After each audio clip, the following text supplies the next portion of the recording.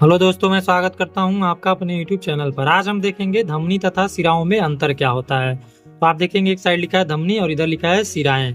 तो पहला हम देखेंगे धमनियां शरीर के गहरे भागों में पाई जाती हैं, यानी जो धमनी होती हैं वे शरीर के गहरे भागों में पाई जाती हैं। इधर सिरा देखेंगे त्वचा के ऊपरी भागों में पाए जाते हैं, यानी जो सिरा होते हैं वे त्वचा के ऊपरी भागों में पाए जाते हैं। दूसरा देखेंगे धमनियां शुद्ध रक्त को हृदय से दूर ले जाती हैं, यानी धमनियों का काम क्या होता है, वह शुद्ध रक्त को हृदय से दूर ले जाती हैं। सिराओं का क्या काम होता है, तो अशुद्ध रक्त पूरे शरीर से हृदय की ओर लाती हैं, यानी जो अशुद्ध रक्त होते हैं उनको शरीर से इकट्ठा करके हृदय के पास लाती हैं।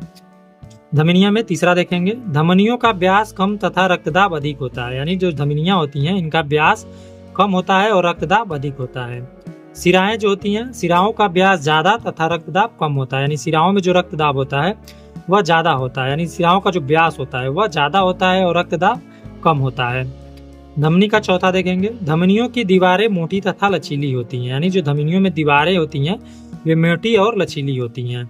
यही सिराएं में इनकी दीवारें पतली तथा कठोर होती हैं, यानी जो सिराएं होती हैं उनमें जो इनकी दीवारें होती हैं पतली और कठोर होती हैं। धमनियों में कपाट नहीं पाया जाता, यानी धमनियों में क्या होता है जो कपाट होते हैं वे नहीं पाए जाते हैं। सिराओं में कपाट पाया जाता है, यानी जो सिराएं होते हैं उसमें कपाट पाई जाती हैं।